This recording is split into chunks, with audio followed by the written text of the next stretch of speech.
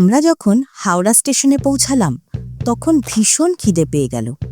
২২ নম্বর প্ল্যাটফর্মে হাঁটু গেড়ে বসেই বের করলাম বাড়ি থেকে আনা ভাত আর মাটন কষা। একেবারে দেশি স্টাইলে লাঞ্চ সারলাম। খাওয়া দাওয়া শেষে চলে গেলাম ১৭ নম্বর প্ল্যাটফর্মে। সেখানে দাঁড়িয়েছিল ভুবনেশ্বরগামী জনশতাব্দী এক্সপ্রেস। এর ছাড়ার সময় দুপুর ১টা ২৫, কিন্তু ট্রেনটা প্রায় ১ ঘন্টা দেরিতে ছাড়ল। আমাদের গন্তব্য স্টেশন উড়িষ্যার বালাসোর। হাওড়া থেকে ভুবনেশ্বরগামী প্রায় সব ট্রেনই বালাসোরে থামে। সময় লাগে ৩.৫ থেকে ৪ ঘন্টার মতো। গল্প গুজব হাসি ঠাট্টা করতে করতে আমরা যখন বালাসোরে পৌঁছালাম তখন সন্ধে নেমেছে। ঘড়ির কাঁটা তখন ৭টা পেরিয়ে গেছে, কারণ জনশতাব্দী পথে আরও ঘণ্টাখানেক লেট করেছিল। বালাসোর স্টেশন থেকে চাঁদিপুর সি বিচের দূরত্ব প্রায় ১৬ কিলোমিটার। স্টেশনের বাইরে বেরিয়ে একটা অটো রিজার্ভ করলাম। ভাড়া পড়ল ৫০০ টাকা। অটো চেপে ধীরে ধীরে এগোচ্ছিলাম। রাস্তার দুপাশে তখন অন্ধকার নেমে এসেছে। শহরের কোলাহল ছেড়ে যাচ্ছিলাম শান্ত পরিবেশের দিকে। প্রায় ১ ঘন্টার যাত্রা শেষে অবশেষে পৌঁছালাম আমাদের আজকের থাকার জায়গায়। ভারতের অন্যতম বিস্ময়কর আর মনোমুগ্ধকর সমুদ্র সৈকত হল এই চাঁদিপুর। আগেও এখানে বহুবার এসেছি, তবুও আবার এসে পড়লাম। চাঁদিপুরে যাওয়ার কথা শুনলেই বন্ধুবান্ধব আর আত্মীয়রা প্রশ্ন তোলে, চাঁদিপুরে আছে কি? না আছে দীঘাপুরীর মতো ঢেউ, না আছে আরাম বিলাসিতা, না কোনো ভিড়ভাট্টা। আমি হেসে বলি, আছে শুধু শান্তি। চাঁদিপুর তার অনন্য প্রাকৃতিক সৌন্দর্যের জন্য বিখ্যাত, কারণ এখানে সমুদ্র খেলে লুকোচুরি। ভাটার সময় সমুদ্র সরে যায় ৫-৬ কিলোমিটার দূরে। তখন সমুদ্রের তলদেশের বিশাল বিস্তৃত অংশ ভেসে ওঠে চোখের সামনে, যা কয়েক ঘন্টা আগেই ছিল জলের নিচে। প্রকৃতির এই বিরল ঘটনা ভারতের অন্য কোথাও নেই। পৃথিবীতেও হাতে গোনা কিছু জায়গায় এমন দৃশ্য দেখা যায়। দিনে ২বার ঘটে এই অদ্ভুত নাটকীয়তা, আর প্রতিবারই আপনাকে করবে অবাক। সমুদ্র যখন পিছিয়ে যায় তখন সৈকত হয়ে ওঠে জীববৈচিত্র্যের এক হটস্পট। এই সময় আপনার সাথে দেখা হবে নানা রকম সামুদ্রিক প্রাণী, স্টারফিশ, কাঁকড়া, শামুক, জেলিফিশ সহ আরও কত কি। আর ঝিনুক, সৈকতে তখন ঝিনুকের মেলা। বিভিন্ন রং, বিভিন্ন আকার। কেবল ঝিনুক কুড়িয়েই কেটে যেতে পারে পুরো এক বিকেল।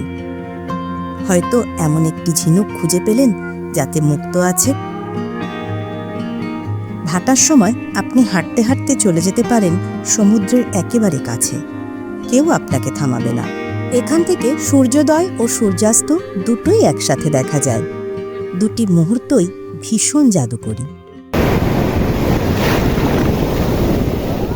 কিন্তু জোয়ার এলে আবার বদলে যায় ছবি। কয়েক মিনিটেই সমুদ্র ভরে ওঠে উত্তাল ঢেউয়ে। জোয়ারের সাথে সাথে সমুদ্রের রং ও মেজাজ পরিবর্তন হয়ে যায়। তখন কেবল পাড়ে বসে সমুদ্র উপভোগ করা ছাড়া আর কিছুই করার থাকে না।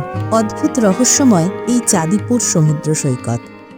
সন্ধ্যায় চাঁদিপুর সমুদ্র সৈকত আরও মোহময়ী হয়ে ওঠে। আর যদি সেই রাতটা হয় পূর্ণিমার, তাহলে তো আর কথাই নেই। আকাশে ঝুলে থাকে ফানুসের মতো পূর্ণিমার চাঁদ, আর নিচে উত্তাল সমুদ্রের ঢেউ। সন্ধ্যা নামলেই সৈকতের ধারে বসে যায় সারি সারি দোকান। দিনের নির্জনতা তখন ভরে ওঠে আলো আর কোলাহলে। ডালের বড়া, পেঁয়াজি, চপ আর কাটলেটের সুগন্ধে পুরো বীজ ভরে থাকে। গরম গরম এইসব খাবার খেতে খেতে সমুদ্রের ঠান্ডা হাওয়া উপভোগ করার মজাই আলাদা। আর আপনি যদি হন সিফুড লাভার, তাহলে এখানকার টাটকা মাছ ভাজা একেবারেই মিস করবেন না। একবার খেলেই বুঝবেন চাঁদিপুরের স্বাদ, যা অন্য কোথাও পাবেন না। একটা অটোতে চেপে চলে আসুন বলরামগড়ি, চাঁদিপুর থেকে মাত্র ২ কিলোমিটার দূরে। পথে পড়বে এক সুন্দর রাধাকৃষ্ণ মন্দির। সকাল ৮টা থেকে সন্ধে ৭:৩০ পর্যন্ত খোলা থাকে মন্দিরের দরজা।